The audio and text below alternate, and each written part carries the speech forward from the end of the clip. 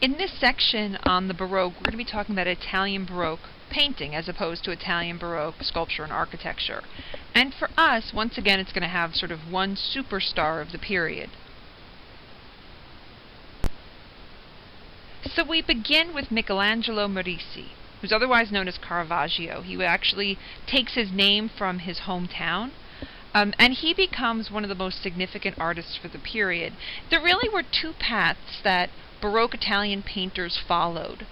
On the one hand, some artists sort of followed in the tradition of Raphael. In other words, to look back on classical antiquity and on the Renaissance, pulling from similar stylistic motifs, but increasing the level of drama, as we've seen Italian Baroque sculptors like Bernini doing. The other artists followed the path of what we might consider naturalism, that is, looking towards the world around them. And this, this is sort of a path choice that we laid out from the very beginning of this class when we talked about the paths of someone like Nicola versus Giovanni Pisano. There always is this choice, or at least the need for an artist to strike a balance between looking at the art of the past and looking at the natural world for inspiration. Caravaggio falls very, very heavily into the second category of naturalism. The first path, the sort of classical path, is followed by a group of, well, really, I think 2 brothers and a cousin. We're the Carracci, and you can look into them and learn a little bit about them. But we instead are going to talk about Michelangelo Merisi, or Caravaggio.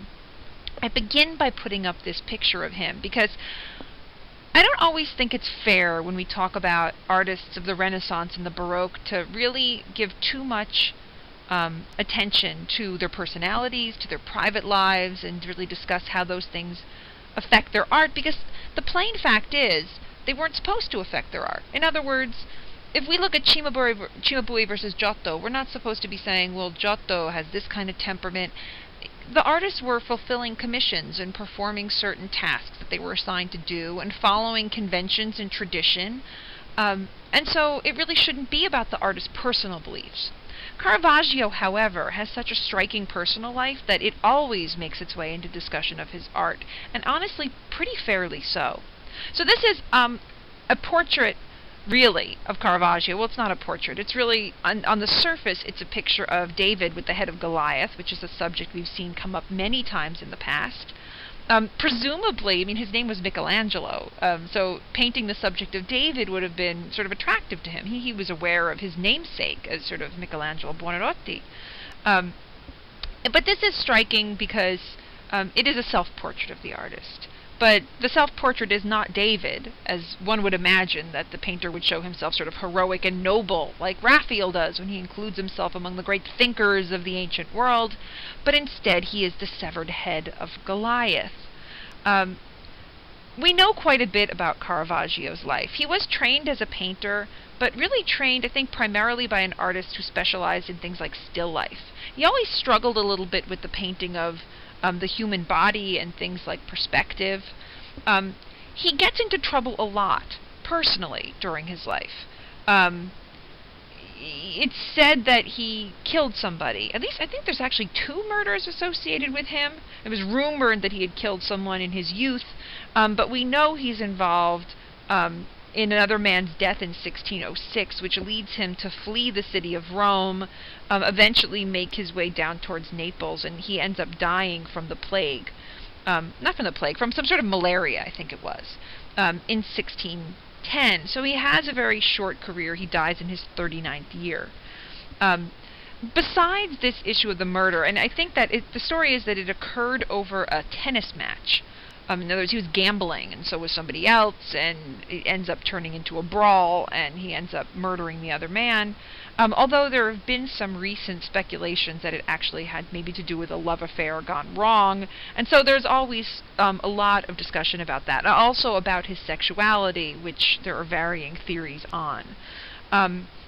But other than that, he has a long arrest record. He was apparently fairly difficult. He often displeased his patrons who would hire him to make works, and he would disobey their instructions, often with the result that his works would get rejected. But he was considered so talented that no matter what Caravaggio did, personally or professionally, there were always patrons who were seeking his services from the highest levels of society, from the Pope, from cardinals, and really high up members in the church community. And just as an idea, and I sometimes discuss this work in this class and sometimes I don't, but just as an idea that there is something very similar about Michelangelo Buonarroti and Caravaggio. And this is Michelangelo's Last Judgment, which he paints in the Sistine Chapel decades after he paints the ceiling. And he paints this on the altar wall, which is notable for the inclusion of his self-portrait, where he shows himself not as a saint or a member of the sort of heavenly court, but instead shows himself as the deflated skin of Saint Bartholomew. Saint Bartholomew was skinned alive, and so at judgment time he holds his knife towards Christ and angrily sort of holds this flayed skin, his own flayed skin, which people long recognized was not really the flayed skin of the saint who holds him, but instead had the self-portrait of Michelangelo in it. You could see but the dark hair and the broken nose. But look, I just bring that up as this idea of the sort of troubled, melancholic artist, which seems to be a temperament that both Michelangelo Buonarroti and Michelangelo Merisi shared. Now, his earliest works really focus on studies of characters. I can't come up with a better way to say it. They're really character studies. They're not narratives. They're pictures of, for example, gypsies and card players, usually people of a fairly low level of society, although he does make this picture, which is quite an interesting one. It's an early image, clearly not a portrait, but based on a life study of a person, though ultimately it's supposed to function as an image of the mythological Bacchus, right, the god of wine and vegetation. And so here we see Bacchus identifiable by not only the classicizing robes, but by the grapevines tied up in his hair, and more importantly by the glass of wine that he holds out to the spectator. I mentioned that Caravaggio had been trained as a painter of still lifes, and that was his master. And so you can see there's a ledge in the foreground that has a very, very exquisite, detailed bowl of fruit on it, as well as a decanter of wine. Now, on the surface, that seems like a fairly simplistic sort of classicizing subject, and yet when we look at the work, we sense that there's more to it. I mean, Caravaggio gives away that this figure isn't really a god, but is someone sort of playing the part. First of all, I mean, we're sort of struck by, the sort of softness of his body, although Bacchus is sometimes shown as not very classically ideal, because Bacchus was known for his debauchery and drunkenness. But the couple things give it away. The figure himself has a sort of, what we call a farmer's tan, right? The sunburnt sort of face and hands, very pale flesh, which makes it appear not as if he's really a god who wanders around in these classical robes, but you can really sense he's a person who removed his clothing to dress up in this costume and pose for Caravaggio. If you get an up-close detail, which I'll show you, you can see that his fingernails are dirty. In other words, you get the sense this is a person off the street. And Caravaggio loved to paint people from everyday life, and not noble people, right? People from the streets of Rome and Naples, where he grew up.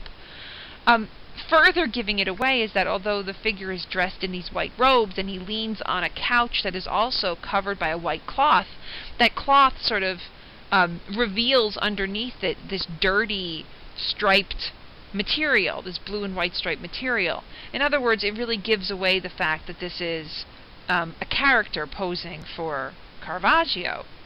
So what of that? In terms of its subject, I mean, you might call it a moralizing picture. I mean, that's probably the best way to read the picture.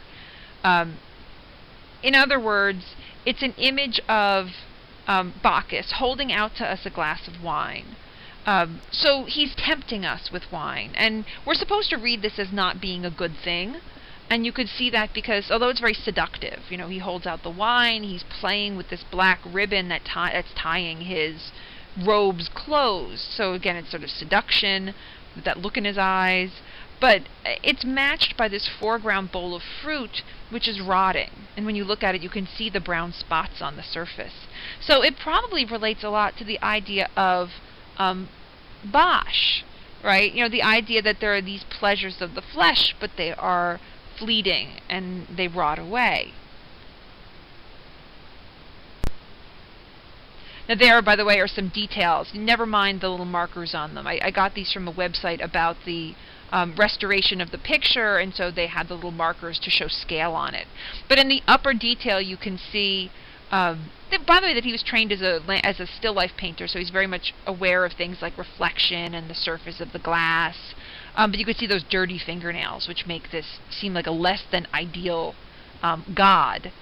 And then on the bottom, and it's very, very hard to see, but if you look in the bottom detail, it shows the surface of the wine from the decanter.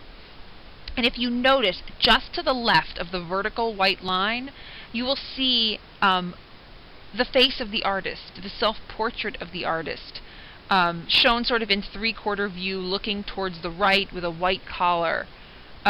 And so it's sort of a clever way that Caravaggio includes himself in his picture, something he does from time to time. But in his very short career, Caravaggio is known for what he really does after the year 1600. So early on in his career, he's doing these sort of like street types and secular pictures and sort of these mythological types. As we get to the turn of the century, he starts to do his large-scale religious works, and he starts working for members of the church. He was commissioned in 1599 by a man whose Italian name was Contarelli. He was actually a French cardinal, I believe, to paint his family chapel in San Luigi dei Francesi, which was the French National Church of Rome, and to decorate it with scenes from the life of St. Matthew, which was the patron's first name. That was a really common practice. If your name was Matthew, you would decorate, that was like your patron saint, you would decorate the burial chapel with scenes of Matthew. So it makes a lot of sense. So Caravaggio paints 3 pictures for the scene. He doesn't paint in fresco, which is what you would expect an artist to do, but he's not very well skilled in fresco. He never really was trained in it. So he tends to paint in oil on canvas, and the canvas is then mounted on the wall. And he paints 3 scenes. First, an altarpiece, which goes, on the sort of facing wall of the chapel. And then the 2 lateral walls of the chapel have on the left-hand wall the calling of Matthew, which is a scene from the early life of Matthew when he first becomes one of Christ's followers. And on the right wall, facing it, is the scene of the martyrdom of Matthew, right, his death for the faith. Very traditional Baroque subjects, the idea of showing someone executed, right, especially martyrs and saints. Interestingly, this is an example of an altarpiece that gets rejected. Caravaggio's first version of the altarpiece, which shows Matthew with an angel, because an angel is Matthew's symbol. Matthew is one of the 4 authors of the books of the New Testament, called the Evangelists. And so his symbol is an angel.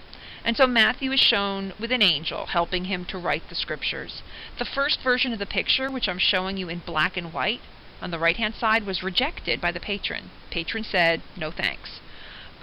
The reasons for it are unclear. By the way, I'm showing it to you in black and white because the original picture was destroyed in World War II. This is apparently the best picture we've got. It was in Berlin. But it seems to have been rejected because of the very intimate nature of the relationship between Matthew and the angel. The fact that the angel's sort of sidling up to him very cozy and draping himself over Matthew's arms. So I think it was seen as too sort of almost erotic and intimate. Not to mention the fact we see the very peasant-like type that was chosen for Matthew. Again, that's Caravaggio's thing. Every artist in the Italian Baroque, because this is Counter-Reformation, is looking for a way to reach the spectator. Baramini does it by throwing the church out into the street. Other artists, Bernini and St. Teresa does it by creating this really emotional image. Caravaggio does it by making the religious people look like you. They don't look holier than you, they look like the people you're passing on the streets. So you could see this very sort of poor type that's being non-noble, that's being used for Matthew.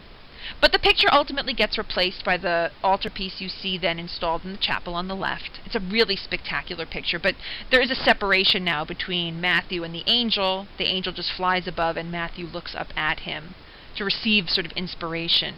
But it is a spectacular picture, and it shows Matthew's stool that he's kneeling on with one leg, The stool has one of its own legs precariously dangling over the ledge that's painted in the foreground. In other words, it looks as if Matthew and his stool are about to tumble into the space of the chapel.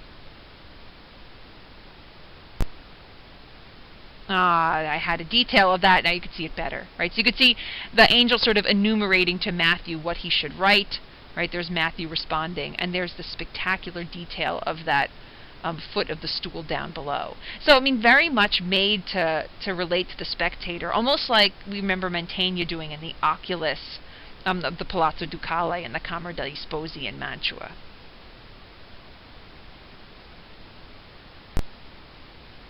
But this is the most famous scene from the chapel, which is the calling of St. Matthew.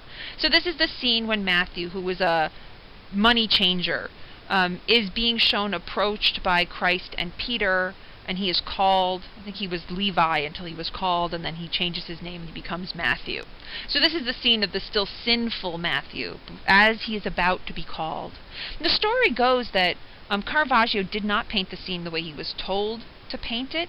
In other words, he chooses a different moment in the story because he decides to do so. But ultimately, it gives us some challenges in remembering, in identifying what the scene is actually supposed to show.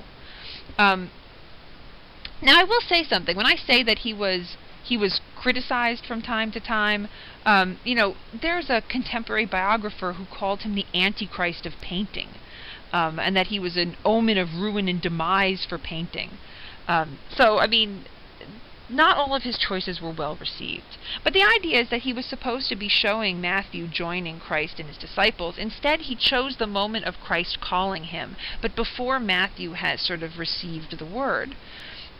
So we see on the left-hand side the money changers, all very, very well dressed. You can see like really, really fancy clothes, right?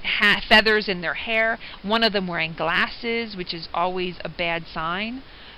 Really, they're tax collectors more than money changers, but they're men involved in this sort of rich profession.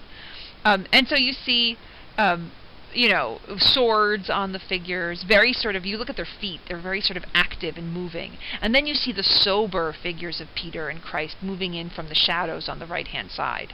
Christ is only identified by a very, very thin, almost microscopic halo, but the figures are barefoot and very simply dressed. So you see Christ calling towards tax collectors and calling specifically towards Levi/Matthew. You see his hand extended. The hand on the figure of Christ is meant to mimic the hand of Adam from Michelangelo's creation of Adam on the Sistine Chapel ceiling. In other words, Christ is the second Adam, and so there's that sort of soft gesture. The hand's a little bit limp, like we saw in Adam, as opposed to the hand of God. But the interesting question is who, in fact, is Matthew? And there are scholarly differences of opinion, though I don't have any trouble with this. There's the figure who's sometimes called Matthew, which is the man in the black hat who's pointing. So it's kind of therefore considered a lot like Masaccio. Christ points to Matthew, who then raises his hand in a very similar pointing gesture to himself and goes, "Who me?" and looks into the light that we see streaming in from the right-hand side. My bet instead is on the other figure, which is the man at the edge of the table, the very end of his table, the figure who's still looking down and counting the coins. Think about the differences in this choice. If the figure is the one who looks into the light and is already responding to Christ, there's no drama. Christ has called him and he's going, "Who me?" If the figure is the man at the end of the table whose face is still in darkness, then there's this sense that something is about to happen. Christ is calling him, and we know any second he's going to pick his head up and the light's going to stream in and hit him in the face. We will actually witness this moment of literally illumination. So it makes for a much more dramatic scene. We also see a new kind of lighting here. We call this kind of lighting tenebrism. So in Caravaggio, we don't have chiaroscuro, which is this subtle transition from light to shade, but instead we have this very dramatic light, where the lightest lights are put up against the darkest darks, which creates a sense of real tension and drama. And here the light is aligned with the real window in the chapel. We'll say one other thing, which is that Caravaggio did have trouble with drawing and foreshortening in human bodies, so the choice of tenebrism, to throw some parts of the picture into this murky blackness, may also be a way for him to hide some of his weaknesses as a painter. And just so you can get some sense of some of his other controversial works, I'm showing you a few examples from various points in his career. The image on the left, which is of a Madonna of Loreto, was reacted against rather dramatically, because the Virgin Mary, who's shown holding this sort of large Christ child at the doorstep of her home, where she's greeted by two religious pilgrims, the viewer's primary angle has them looking at the dirty, bare feet and the rear end of the kneeling pilgrim. So again, Caravaggio likes to do these sort of humble street types, but that was considered a breach of decorum, and that's something that he's accused of quite often. Likewise, in the central picture, so that picture on the left I think was rejected the first time it was offered to a patron. The picture in the middle was rejected when Caravaggio was commissioned to paint the death scene of the Virgin Mary when all of Christ's apostles gather around her, and Caravaggio used the body of a drowned prostitute that was pulled out of the Tiber River as a model.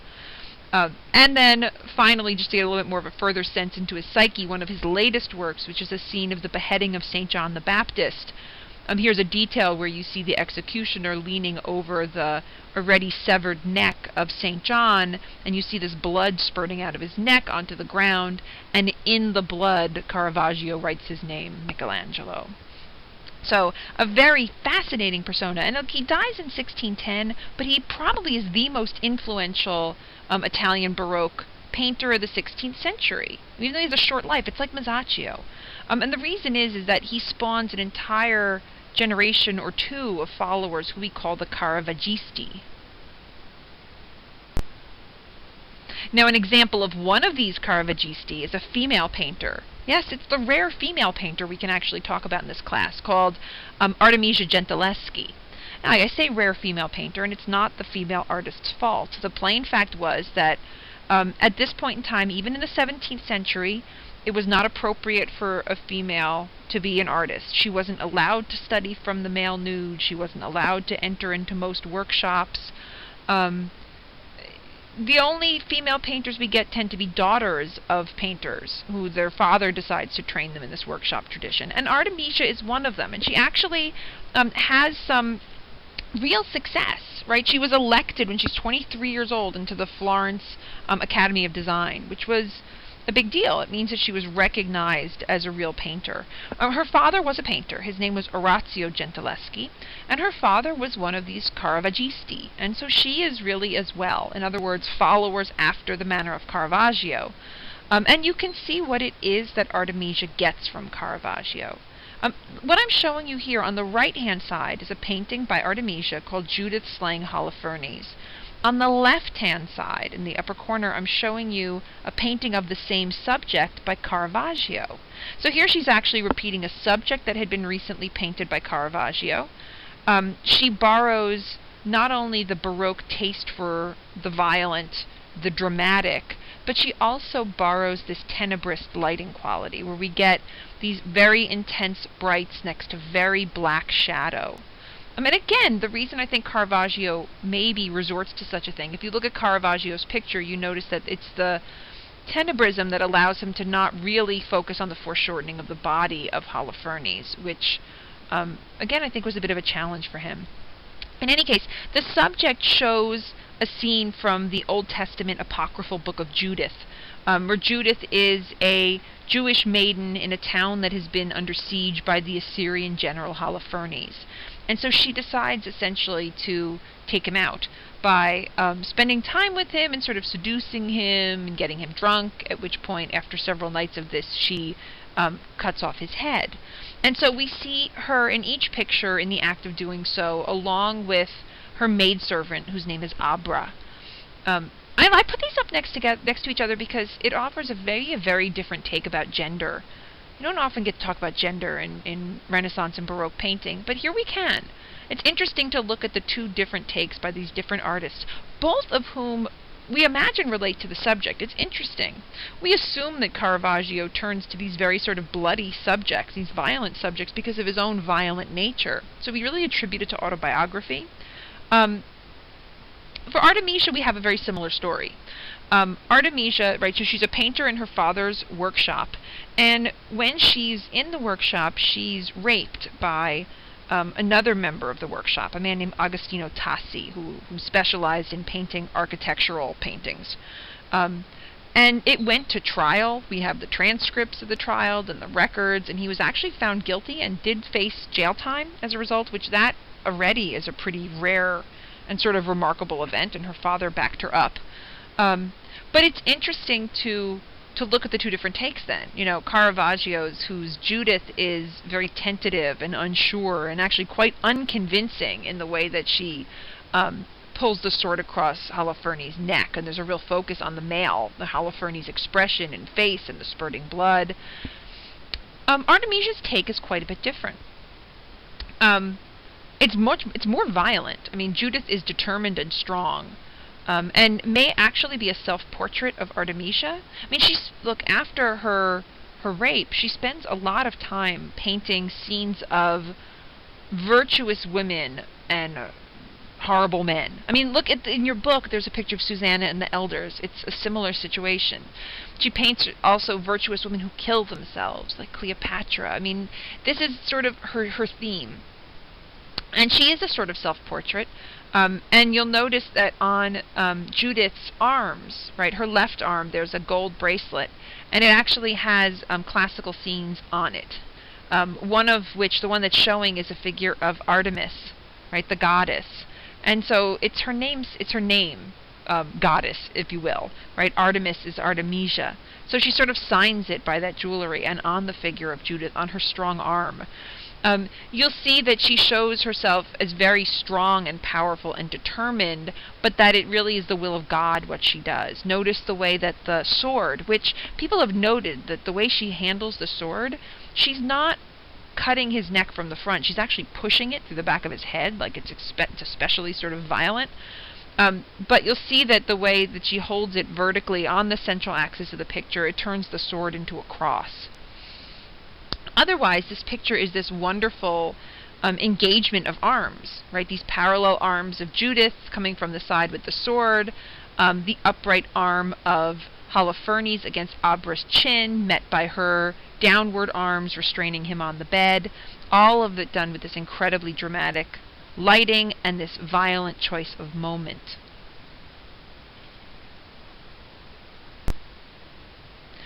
Now there is one more phenomenon of Baroque painting that I'd like to talk about in Italy, which is the ceiling painting. You've only seen one ceiling painting in this class, which was Mantegna's, which we mentioned actually earlier. But Baroque ceiling paintings become a phenomenon. I mean, picture, if Baroque is all about theatricality and emotion, I mean, there's nothing more theatrical than looking up into a church ceiling and seeing heaven sort of floating down through the space towards you. I mean, think about what Bernini does with the St. Teresa in the Cornaro Chapel. Very similar idea. You see the Holy Spirit descending into the space. So, in churches, Baroque ceilings, right, where you see this illusionistic view of heaven achieved through architecture and perspective with a vanishing point in the ceiling, become incredibly popular. And we also see them in a more secular side in palace architecture. So there are a couple examples from your book. I'm actually showing you a palace example, which is by Pietro da Cortona. His name is actually Pietro Berrettini. Cortona is his hometown. He trains in Florence, though. And it's done for Palazzo Barberini, right? We've met the Barberinis before. This is Pope Urban VIII's family palace in Rome. So the same Pope who commissions Bernini to make the Baldacchino commissions Pietro da Cortona to make a scene in his family palace celebrating his papacy, right? So it is a really elaborate ceiling, and it kind of functions the same way a church ceiling does. You're supposed to look up into it, the illusion is supposed to be real, and it's as if we're witnessing a heavenly scene unfolding in front of us. Now, it is a very, very complicated subject matter. You can actually see a similarity to the Sistine ceiling, and I suppose every ceiling after the Sistine ceiling thinks about the Sistine ceiling, but we do have faux architecture, faux marble sculpture, faux bronze relief, and then the quote-unquote real figures that inhabit the frame. So what we have around the four sides, on the outer edge of the scenes, there are several scenes depicting mythological subjects. So this is not simply Christian imagery, it's actually quite heavily dependent on classical antiquity. And all of the scenes, there's stories of Minerva and Hercules. All of them are meant to show virtuous behavior. In other words, the sort of good virtue and wisdom that comes out of Pope Urban VIII's rule. What I'm going to show you in a little bit more detail is the central scene. And to do this, I'm going to turn the picture a bit. Like that. Now, you notice I had to turn the scene to talk about this. So keep this in mind. Ceiling paintings are tricky. If you're not standing directly under Mantegna's oculus, the illusion doesn't really work. And we have a similar situation here. This is in a very large sort of audience hall, and the scene only really works when you're standing in the right point in the perspective. So what's going on here is that the artist is trying to accommodate as many points of views as possible. And he struggles with this. If I'm not mistaken, he works on this room. It actually, his first attempt, he considers unsuccessful. He spends like 7.5 years. He works on this longer than Michelangelo works on the Sistina before he finishes this illusion. So I put up two words for you here, quadratura and quadro riportato. And they mean two different things, and they're about ceiling paintings. The Sistine Chapel is quadro riportato. Quadro riportato means a picture, a quadro, a painting, that's been hung, it's been riportato, moved, right, repositioned. So it's as if you have a painting and you hang it on your wall and you pick it up and stick it on the ceiling, that's the style of quadro riportato. Okay? Think about Michelangelo and the creation of Adam. When I show it to you on the screen, it works perfectly. In other words, you could paint that picture on a wall and it makes as much sense as if it's on a ceiling. It's actually painted like a wall painting. You don't see the figures from below looking up at them. It doesn't take your viewpoint into account. Quadratura does. So, quadratura, it literally, it means like squared. It's a reference to this kind of architecture, right? The sort of measured, squared, gridded architecture that is placed on the ceiling and requires a specific viewpoint. So it's more like the Mantegna oculus. So here you notice that the architecture is all painted as if seen from below, receding up into the ceiling. The figures are painted from below. So if this picture were hung on a wall, it wouldn't make sense, right? So there's the difference between quadratura and quadro riportato. The iconography here is what's so spectacular and challenging, because there is no such subject. How do you celebrate the rule of the Pope? And so the way that it's done is by creating his own iconography. And presumably he doesn't work by himself. I mean, Pietro da Cortona probably works alongside the Pope, but he supposedly also works with a poet. His name is Francesco Bracciolini, but he's working with members of the Pope's court. The reason we know what some of the iconography is supposedly the man who swept out the room, like the caretaker, got asked so often about the iconography that he ended up writing it down, and that pamphlet survives. But what we have first is the figure that we call Divine Providence, who's central and behind this burst of light. You can see sort of very dramatic Baroque lighting, patches of light and dark. We call this figure Divine Providence, which represents the foreknowing and beneficent care and government of God. Okay, so that's Divine Providence. Beneath her are classical figures representing time. And here you can see Saturn holding a scythe and devouring his children. So it's a mythological god of Saturn, who means time.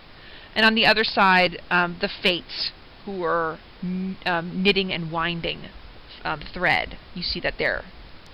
They're winding thread, really. So this represents then time and fate.